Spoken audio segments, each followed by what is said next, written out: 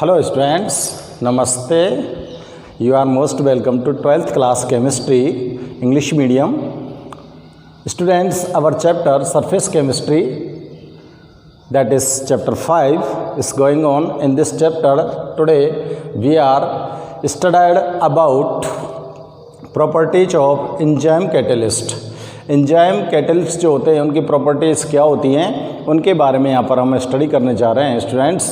तो एंजाइम्स को आपको प्रीवियस वीडियो में मैंने एक्सप्लेन किया था और उसमें आपको बताया था जो एंजाइम्स होते हैं वो बायोकेमिकल रिएक्शंस के लिए कैटलिस्ट का काम करते हैं, तो इनको हम बायोकैटलिस्ट भी बोलते हैं। बायोकैटलिस्ट ये एंजाइम जो होते हैं इनकी जो रिएक्शन होती है वो स्पेसिफिक होती है और ये भी आपको एक्सप्लेन किया था कि स्पेशल रिएक्शन के लिए स्पेशल एंजाइम होते हैं, ठीक है ना। जैसे यूरिया को अमोनिया में कन्वर्ट करने वाला जो एंजाइम था कैटलिस्ट की तरह जो काम कर रहा था वो कौन सा था, यूरिएज एंजाइम। प्रोटीन को अमाइनो एसिड्स में कन्वर्ट करने वाला एंजाइम था पेप्सिन एंजाइम। तो स्टूडेंट्स इसकी जो रिएक्शन होती है बहुत स्पेसिफिक होती है। और एक चीज़ और आपको यहाँ पर बता देता हूँ मैं कि the reaction of enzyme catalyst is very high speed. Enzyme catalyst की जो रिएक्शंस होती हैं बहुत हाई स्पीड में होती हैं। एंजाइम कैटलिस्ट बहुत ही स्मॉल अमाउंट में एसेंशियल होता है और ये रिएक्शन को 10 पावर 3 टू 10 पावर 6 तक इसके रेट को इंक्रीज कर सकता है, यानी कि बहुत ज़्यादा स्पीड इसकी बढ़ा सकता है रिएक्शन की। तो इस तरह की कुछ प्रॉपर्टीज है एंजाइम्स की, उनको हम यहाँ पर चेक करते हैं। तो देखो properties of enzyme catalyst. Enzyme catalyst की जो प्रॉपर्टीज है उनको चेक कर रहे हैं। फर्स्ट है हाईली इफेक्टिव। हाईली इफेक्टिव, बहुत हाई इफेक्टिव होते हैं एंजाइम कैटलिस्ट जो होते हैं students. A reaction can takes place 10 lakhs times. A reaction can takes place 10 lakh times. 10 lakh times faster.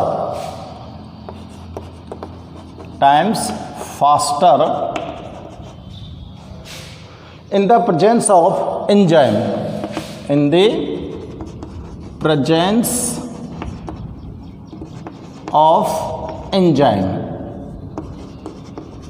Enzyme की प्रेजेंस में जो रिएक्शन होती है वो अप्रॉक्सीमेटली 10 लाख फास्टर कंप्लीट हो जाती है।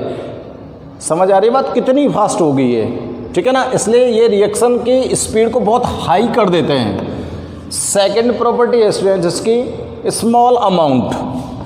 वैसे तो हम जानते हैं कि कैटलिस्ट की स्मॉल अमाउंट ही सफिशिएंट होती है किसी भी रिएक्शन के रेट को कन्वर्ट करने के लिए या अल्टर्स करने के लिए। तो देखो students very small amount, very small amount, और अमाउंट कितनी होगी 1/106 पर 1 मोल, यानी कि 1 मोल कोई भी रिएक्टेंट होगा उसको कितनी अमाउंट चाहिए, 106 पार्ट चाहिए ऑफ 1 मोल। Enzyme increases the rate of reaction.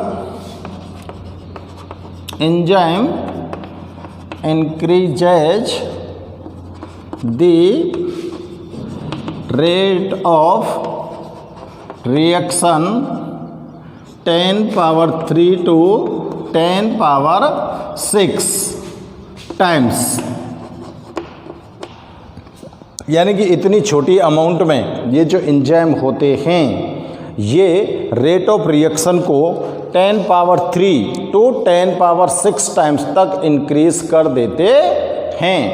तो स्टूडेंट्स बहुत स्मॉल अमाउंट में भी ये एसेंशियल हो सकते हैं। थर्ड प्रॉपर्टीज चेक करते हैं हम। थर्ड प्रॉपर्टी स्टूडेंट्स देखो स्पेसिफिसिटी। स्पेसिफिसिटी यानी कि स्पेशल रिएक्शन के लिए एंजाइम स्पेशल होते हैं, ठीक है ना। तो enzymes are very specific in nature, enzymes are very specific in nature.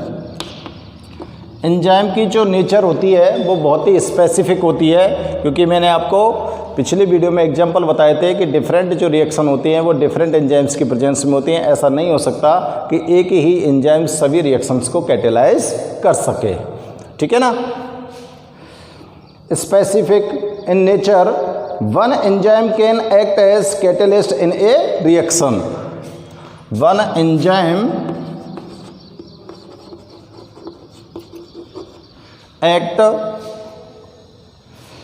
act as catalyst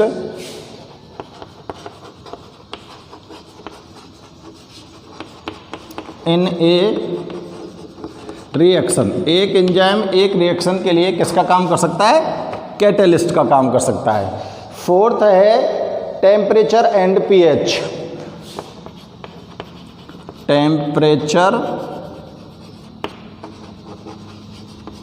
and pH. देखो एंजाइम कैटलिस्ट जो होते हैं स्टूडेंट्स, वो एक सर्टेन टेम्परेचर और सर्टेन पीएच लेवल पर बहुत अच्छा काम करते हैं। तो अगर आप टेम्परेचर सर्टेन रखते हो कोई भी रिएक्शन के लिए, अगर आप इन टेम्परेचर को इंक्रीज़ करते हो तो वहाँ पर एंजाइम की जो एक्टिविटीज़ होती है वो भी अफेक्टेड होती हैं। पीएच लेवल चेंज होने पर भी इसकी एक्टिविटीज़ अफेक्टेड होती हैं। तो किसी भी रिएक्शन को अगर हमें बहुत जल्दी कंप्लीट करना होता है तो उसके लिए पीएच लेवल और टेम्परेचर को हमने सर्टेन रखना पड़ता है। तो देखते हैं हम कि कौन से टेम्परेचर पर ये अच्छा काम कर सकते हैं। तो देखो the enzymes are active at average temperature. The enzymes are active at average temperature। Average जो टेम्परेचर होता है उस पर एंजाइम बहुत अच्छा काम करते हैं। और एवरेज टेम्परेचर कितना होना चाहिए? एवरेज टेम्परेचर वही जो रूम टेम्परेचर जिसको माना गया है 37, या तो ये या फिर 25 to 37 डिग्री सेंटीग्रेड टेम्परेचर होना चाहिए। इस टेम्परेचर पर एंजाइम अच्छा काम करता है, ठीक है ना। And certain pH, and certain pH. और सर्टेन पीएच कितना होना चाहिए? 7, यानी कि न्यूट्रल मीडियम अगर होगा तो एंजाइम्स की रिएक्टिविटी बहुत ज़्यादा होगी, ठीक है ना। The certain temperature and pH eight which the certain temperature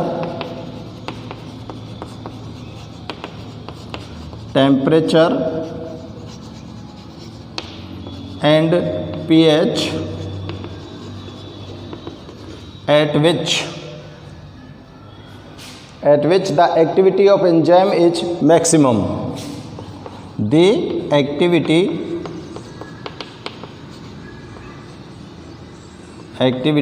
of enzyme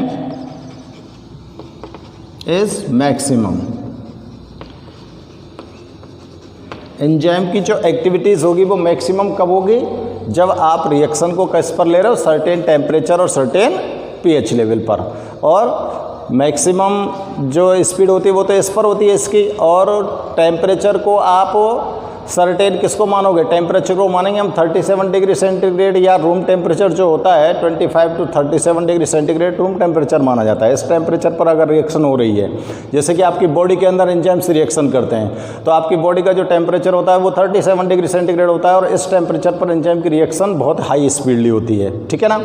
और अपनी जो बॉडी होती है वो भी मोस्टली न्यूट्रल मीडियम में रहती है। और न्यूट्रल मीडियम में रहने के कारण यहाँ पर एंजाइम्स की रिएक्शन और एक्टिविटी बहुत ज़्यादा हो जाती है, ठीक है ना। इसलिए तो आपके एंजाइम आपकी बॉडी के अंदर सारे पार्ट्स में डाइजेशन सिस्टम होता है या फिर एक्सक्रीशन सिस्टम होता है, वहाँ पर सब जगह हेल्प करते हैं, ठीक है ना। नेक्स्ट पॉइंट यहाँ पर नोट कर सकते हैं स्टूडेंट्स हम, there are colloidal in nature. ये जो एंजाइम्स होते हैं these are colloidal in nature. यानी कि एक तरह से जो एंजाइम होता है वो एक कोलोइडल सॉल्यूशन होता है। कोलोइडल सॉल्यूशन होता है यानी कि मैक्सिमम एंजाइम्स जो है वो किस स्टेट में माने जाएंगे, लिक्विड स्टेट में। Which can be destroyed by coagulation, which can be destroyed by coagulation, इनको नष्ट किया जा सकता है कोगुलेशन के द्वारा।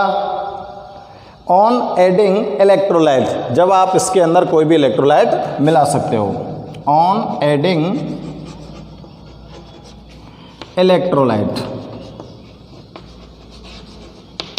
एंजाइम की नेचर, ये ध्यान रखनी है हमको, बहुत ही इंपॉर्टेंट बात है। एंजाइम की नेचर कैसी होती है, कोलोइडल होती है। और कोलोइडल सॉल्यूशन को आप अच्छी तरह से जानते हो। और इसको अगर कोगुलेटेड करना है आपको, यानी कि इसका स्कंदन करना है हमको, तो इसके अंदर जब आप इलेक्ट्रोलाइट मिला देंगे तो एंजाइम्स जो होगा उसका क्या होगा, कोगुलेशन हो जाएगा, यानी कि इसकी क्लॉटिंग हो जाएगी एंजाइम्स की, और वो कोई काम का नहीं बचेगा आपके लिए, वो कहीं भी कोई रिएक्शन में कोई हेल्प नहीं करेगा। यानी कि इसका जो कंपोजिशन होता है वो ब्रेक हो जाएगा। एंजाइम का जो कंपोजिशन होता है, एंजाइम्स के अंदर भी तो डिफरेंट सब्सटेंस प्रेजेंट होते हैं, तभी तो वो कोलोइडल सॉल्यूशन है। कोलोइडल सॉल्यूशन के अंदर जो डिस्पर्स फेज और डिस्पर्स मीडियम होता है उसमें डिफरेंट एलिमेंट या डिफरेंट पार्टिकल्स प्रेजेंट होते हैं, तभी तो कोलोइडल सॉल्यूशन फॉर्म होता है।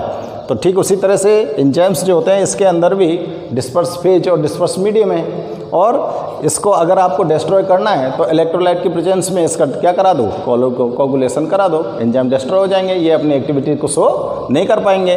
तो स्टूडेंट्स, ये 5 प्रॉपर्टीज मैंने यहाँ पर नोट की हैं। इन 5 प्रॉपर्टीज़ को आप वीडियो को पॉज करके इजी वे में नोट कर सकते हो। और नेक्स्ट 6th प्रॉपर्टी में नोट करता हूँ स्टूडेंट्स, आप फटाफट से इसे नोट कीजिए।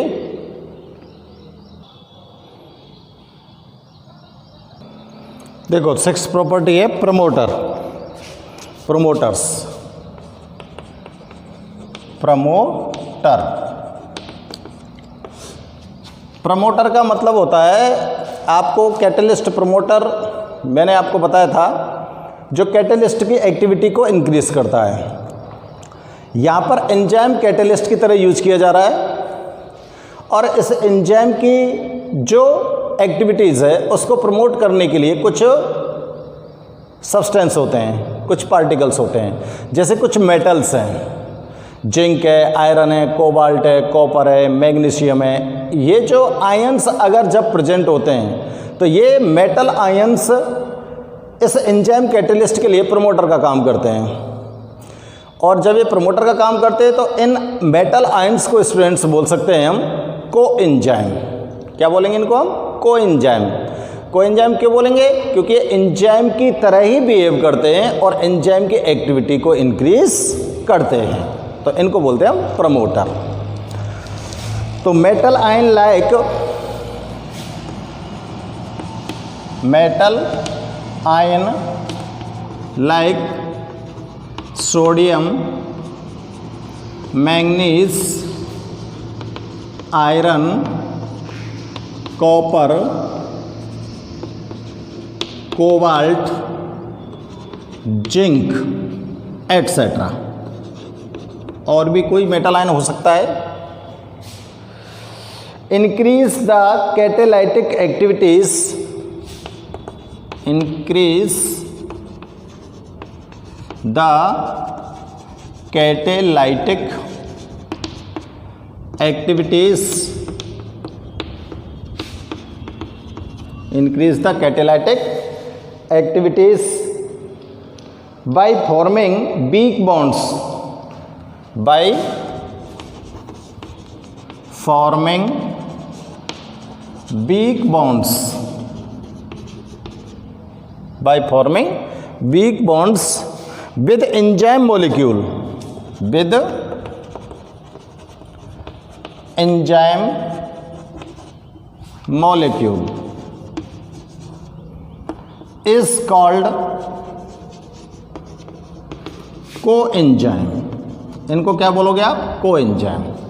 तो देखो कुछ मेटल आयन है यहाँ पर, और ये जो मेटल आयन हैं ये क्या कर रहे हैं? इंक्रीज कर रहे हैं कैटालाइटिक एक्टिविटीज़ को, किसकी को, एंजाइम की कैटालाइटिक एक्टिविटीज़ को इंक्रीज करते हैं। और किस प्रकार से इंक्रीज करते हैं कि ये कैटलिस्ट के साथ वीक बॉन्ड बना लेते हैं। कैटलिस्ट कौन है, एंजाइम मॉलिक्यूल। एंजाइम मॉलिक्यूल के साथ क्या बना लेते हैं, वीक बॉन्ड बना लेते हैं। और वीक बॉन्ड बनाने के बाद वो एज ए इंटरमीडिएट की तरह काम करता है जो ना स्टेबल होता है और रिएक्शन को फास्टली कंप्लीट करने में हेल्प करता है। तो इन मेटल आयंस को ही यहाँ पर क्या बोला जा रहा है, कोएंजाइम, यानी कि एंजाइम की हेल्प करने वाले पार्टिकल्स या सब्सटेंस, कुछ भी कह सकते हो। ठीक है ना। नेक्स्ट पॉइंट में नोट कर रहा हूं students, enzyme poisonous.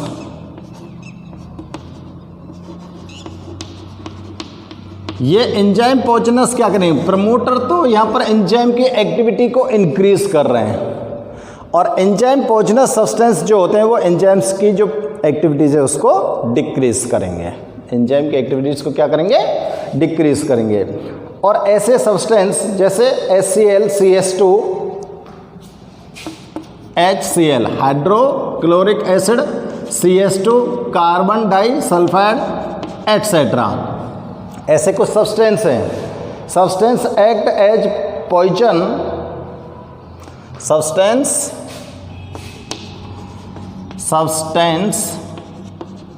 Act as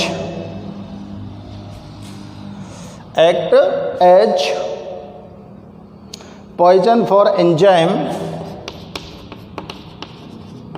poison for enzyme. ये एंजाइम्स के लिए क्या, किसका कार्य करते हैं, पॉइजन का। ठीक है ना। And these are destroyed by ultraviolet radiation, and these are destroyed by ultra violet radiation. किसके लिए लिख रहा हूं मैं ये जो एंजाइम पॉइजनस है ना, बाय चांस जैसे कोई एंजाइम की रिएक्शन हो रही है और उस एंजाइम की रिएक्शन के अंदर एंजाइम कैटलिस्ट की तरह काम कर रहा है और वहाँ पर ये प्रेजेंट है पॉइजनस सब्सटेंस, कार्बन डाइसल्फाइड है या हाइड्रोजन क्लोराइड है, हाइड्रोक्लोरिक एसिड है, ये पॉइजन का काम कर रहे हैं। तो उस रिएक्शन में से अगर इनको रिमूव करना है पॉइजनस सब्सटेंस को, तो आप अल्ट्रा वायलेट रेडिएशन की हेल्प से इन पॉइजनस सब्सटेंस को वहाँ से डिस्ट्रॉय कर सकते हो, रिमूव कर सकते हो। तो स्टूडेंट्स, ये 7 प्रॉपर्टीज़ हैं एंजाइम कैटलिस्ट की। कितनी प्रॉपर्टीज है, 7 प्रॉपर्टीज़ में से आप ये मेनली आप दोनों को ध्यान रखना कि कौन से सब्सटेंस तो ऐसे होते हैं जो एंजाइम कैटलिस्ट के लिए प्रमोटर का काम करते हैं, या आपसे पूछ लिया जा सकता है कि कोएंजाइम क्या होते हैं जो कैटलिस्ट प्रमोटर होते हैं। एंजाइम कैटलिस्ट प्रमोटर होते हैं वो कोएंजाइम्स होते हैं। ठीक है ना। एग्जाम्पल बहुत ही यहाँ पर इम्पोर्टेंट है, एग्जाम्पल ज़रूर ध्यान रखेंगे क्योंकि एग्जाम्पल्स को ही ज़्यादा पूछा जाता है। कोई 2 एंजाइम पॉइजनस सब्सटेंस के एग्जाम्पल्स लिखिए, तो आप फटाक से लिख देंगे HCl एंड CH2 गैस। ठीक है। तो डियर्स, आप इन दोनों पॉइंट्स को और नोट कर लो। ये 7 प्रॉपर्टीज़ आपके एंजाइम्स कैटलिस्ट के लिए यहाँ पर बताई गई हैं। ओके बच्चों। अब देखो, इसी में अपने पास नेक्स्ट टॉपिक यहाँ पर हम स्टूडेंट्स चेक करते हैं मैकेनिज्म। एंजाइम कैटलिस्ट की जो मैकेनिज्म होती है उसको हम चेक करते हैं कि एंजाइम कैटलिस्ट किस तरह से काम करता है। तो हम यहाँ पर नेक्स्ट टॉपिक डाल रहे हैं आपके लिए, mechanism of catalysed reaction. Mechanism of catalysed reaction. जो एंजाइम्स के द्वारा रिएक्शन कैटेलाइज्ड होती है, उस रिएक्शन की मैकेनिज्म किस प्रकार से होती है, यानी कि एंजाइम जो होते हैं किसी भी रिएक्टेंट के साथ किस तरह से रिएक्ट होते हैं और रिएक्ट होकर यहाँ पर वे प्रोडक्ट का फॉर्मेशन करते हैं। इस चीज़ को हम यहाँ पर चेक करने जा रहे हैं स्टूडेंट्स। तो आप ध्यान से चेक करेंगे। Enzyme catalysed reaction takes place in following steps. Enzyme catalysed reaction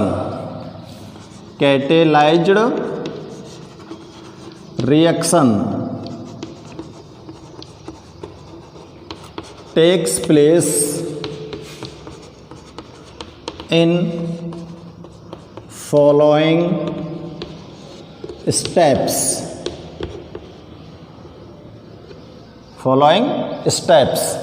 तो निम्न इन स्टेपों में देखो, पहला स्टेप मैं यहाँ पर नोट कर रहा हूँ। सबसे पहले क्या होगा,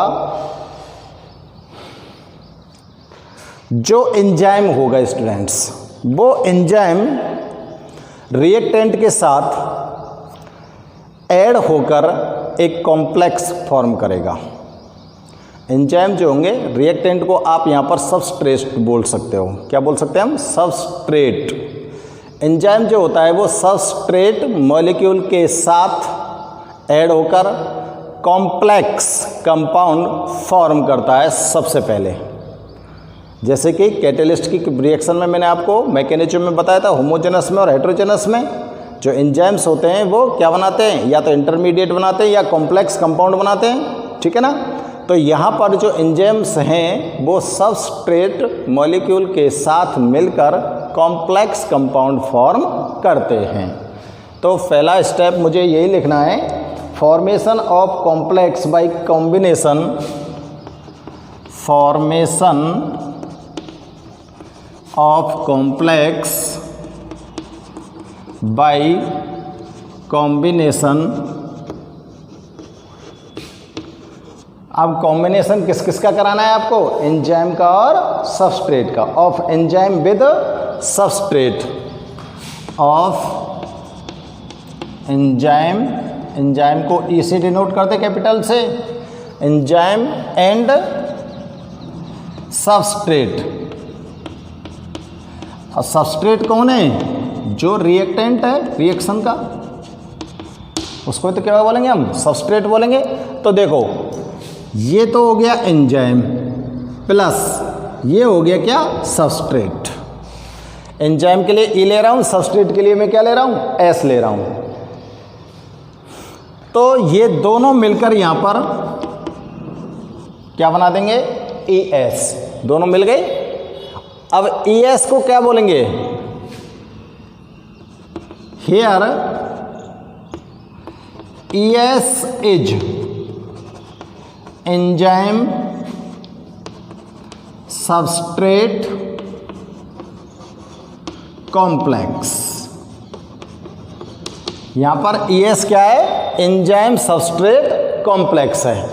यही हमने पहले स्टेप में लिखा है कि जो एंजाइम होगा वो सबस्ट्रेट के साथ कंबाइन होगा, कंबाइन होकर कॉम्प्लेक्स कंपाउंड फॉर्म करेगा। दूसरे स्टेप में बात करें स्टूडेंट्स, हम दूसरे स्टेप में क्या होता है कि ये जो कॉम्प्लेक्स होता है स्टूडेंट, ये कॉम्प्लेक्स प्रोडक्ट का फॉर्मेशन करता है। कॉम्प्लेक्स किसका फॉर्मेशन करता है? प्रोडक्ट का। तो क्या लिखेंगे हम? Formation of product, formation of product in enzyme complex. Enzyme complex में किसका फॉर्मेशन हो जाएगा? प्रोडक्ट का। इन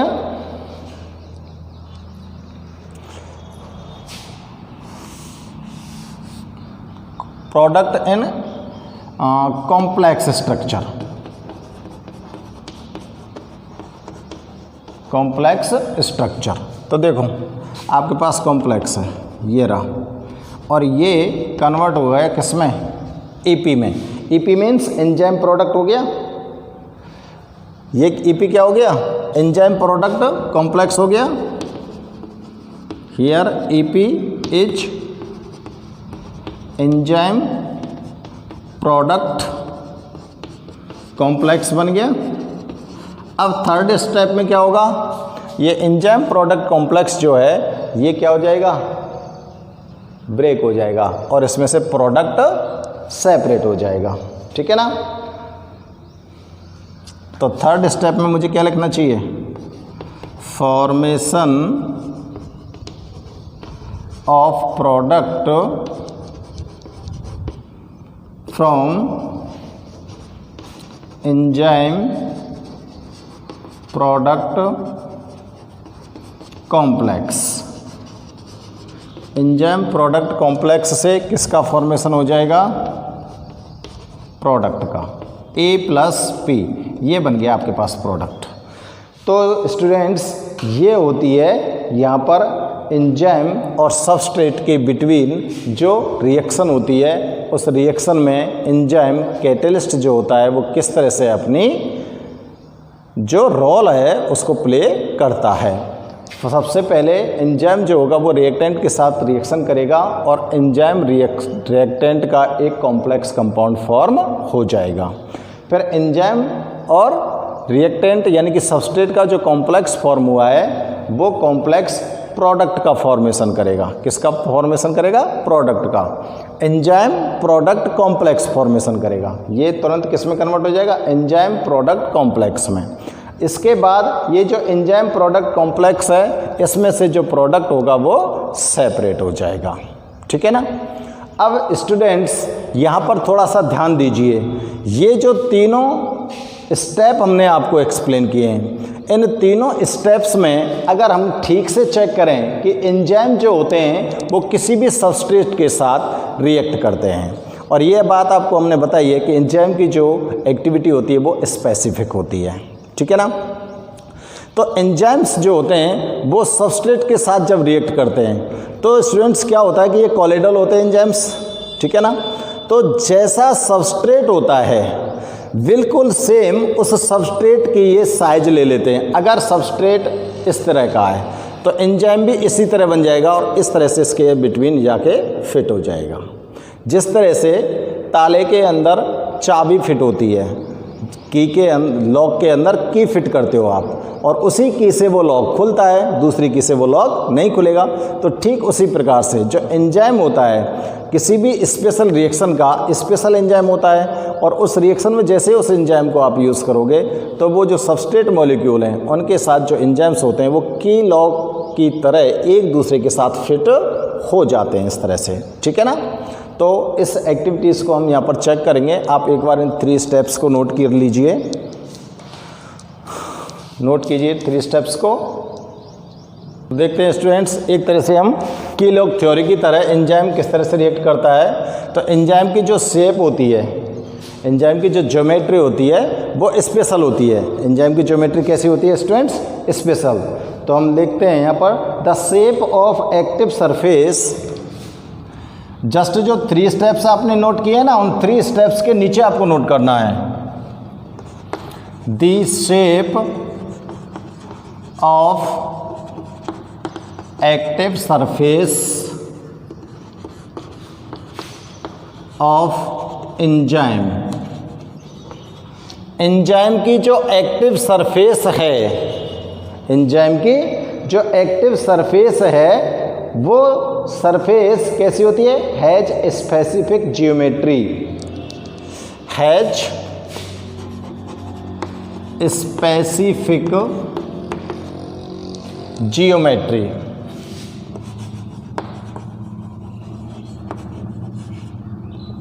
इन विच, जिसके अंदर स्पेसिफिक जियोमेट्री है, जिसके अंदर in which the molecule of reactants are, the molecule of reactants are so fit, इस तरह से फिट हो जाते हैं किसके, रिएक्टेंट के मॉलिक्यूल, सो फिट लाइक की इन लॉक, लाइक की इन लॉक। इस तरह से एंजाइम के मॉलिक्यूल रिएक्टेंट के साथ या सबस्ट्रेट के साथ, रिएक्टेंट कह दो चाहे सबस्ट्रेट कह दो कोई दिक्कत नहीं है, रिएक्टेंट और सबस्ट्रेट के साथ इस तरह से फिट हो जाते हैं एक्टिव सरफेस से जो एंजाइम मॉलिक्यूल होते हैं वो जैसे लॉक के अंदर की फिट होती है, ठीक है ना। तो इसको बोल सकते हैं क्या स्टूडेंट्स हम, key lock theory. Hence enzymes are very specific, अर्थात हम कह सकते हैं hence enzymes are very specific. Enzyme जो होते हैं वो बहुत ही ज़्यादा स्पेसिफिक होते हैं, विशेष होते हैं। तो देखो एंजाइम्स और सबस्ट्रेट के बिटवीन जो रिएक्शन होती है उसको आप कैसे की लॉक थ्योरी के अकॉर्डिंग डिनोट कर सकते हो। जैसे मैं यहाँ पर डायग्राम के थ्रू आपको एक्सप्लेन करने की कोशिश करता हूँ स्टूडेंट्स। मैं एंजाइम्स यहाँ पर फॉर्म कर रहा हूँ।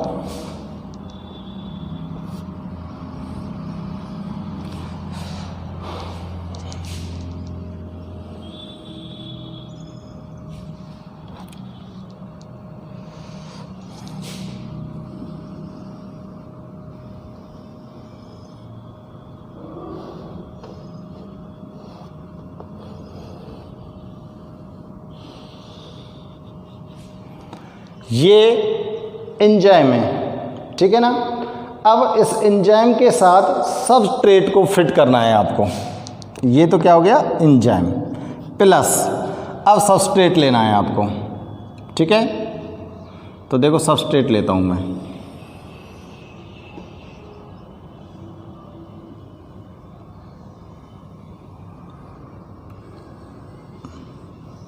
किस तरह से इसकी शेप लेंगे,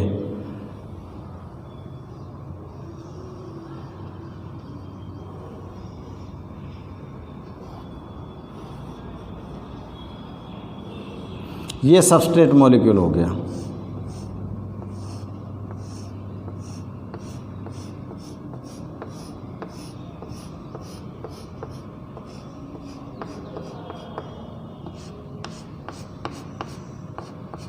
ठीक है, इसको क्या बोल सकते हो आप, सबस्ट्रेट।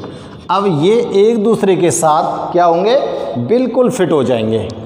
एक दूसरे के साथ क्या हो जाएंगे स्टूडेंट्स, फिट हो जाएंगे।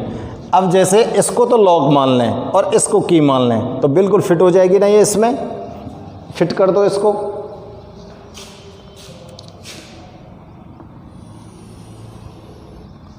ये एंजाइम की शेप,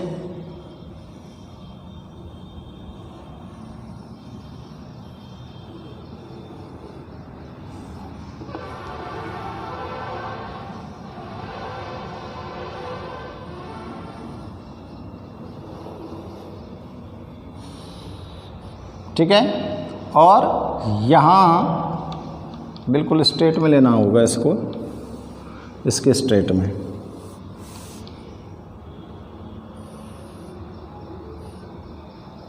यहाँ आपको सब स्ट्रेट फिट करना है।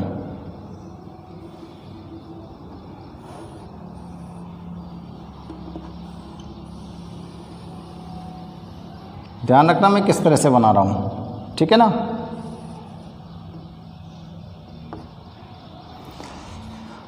सबस्ट्रेट को चेक करना है अपने को। तो देखो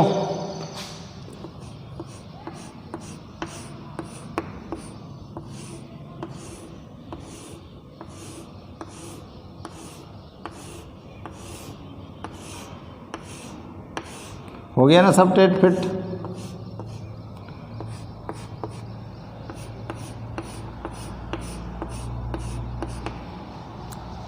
ये इसके अंदर फिट हो गया। यहाँ पर क्या बन गया, ये एंजाइम सबस्ट्रेट कॉम्प्लेक्स बन गया, ठीक है ना। क्या बन गया, एंजाइम सबस्ट्रेट कॉम्प्लेक्स। अब इस एंजाइम सबस्ट्रेट कॉम्प्लेक्स से सेकंड स्टेप में आपको क्या बनाना है, प्रोडक्ट बनाना है। यहाँ पर आपको क्या बना देना है, प्रोडक्ट।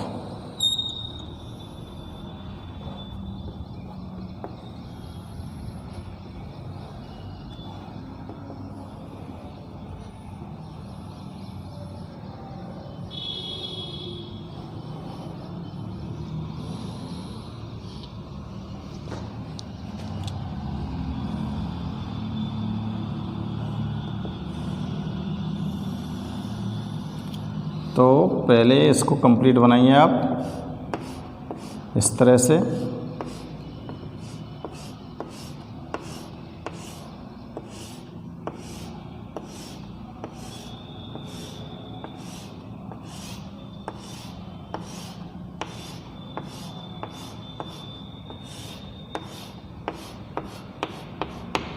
अब देखो यहाँ से इसमें प्रोडक्ट बनना स्टार्ट हो जाएगा, यानी कि ये यहाँ पर मैं एक सीधी गहरी लाइन खींच रहा हूँ। ध्यान रखना कहाँ पर सीधी गहरी लाइन खींच रहा हूँ मैं।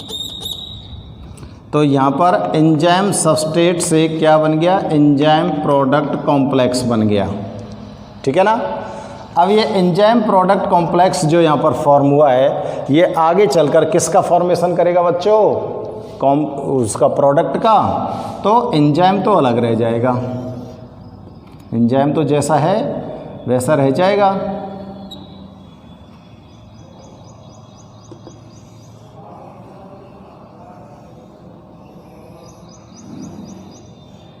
जैसा आपने लिया था, ठीक है ना।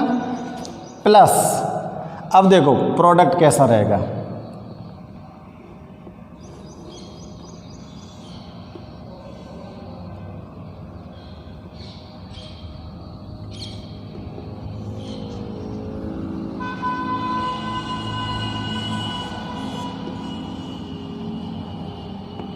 एक तो ये बन गया, यहाँ से कट गया नहीं ये, और दूसरा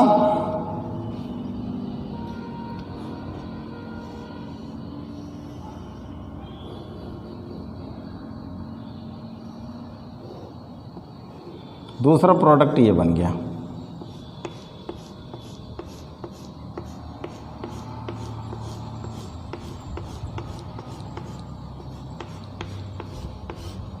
तो ये प्रोडक्ट इस तरह से फॉर्म हो गया। इसको बोलते हैं बच्चों हम की लॉग थ्योरी। क्या बोलते हैं स्टूडेंट्स इसको, की लॉग थ्योरी। तो देखो ये क्या बच गया आपका, एंजाइम बच गया, और ये क्या बन गए, दोनों प्रोडक्ट। आप I hope that you will be understand very well through figure. आप फिगर के माध्यम से अच्छी तरह से इसको समझ गए होंगे, क्योंकि यहाँ पर देखो मैंने लिखा है active surface of enzyme has specific geometry. ये इसकी एक्टिव सरफेस है एंजाइम की, इसकी जो ज्योमेट्री होती है वो स्पेसिफिक होती है। स्पेसिफिक इसलिए होती है क्योंकि जैसा सबस्ट्रेट मॉलिक्यूल होता है वही स्पेशल शेप इस एंजाइम की सरफेस की ऑटोमेटिकली बन जाती है, ठीक है।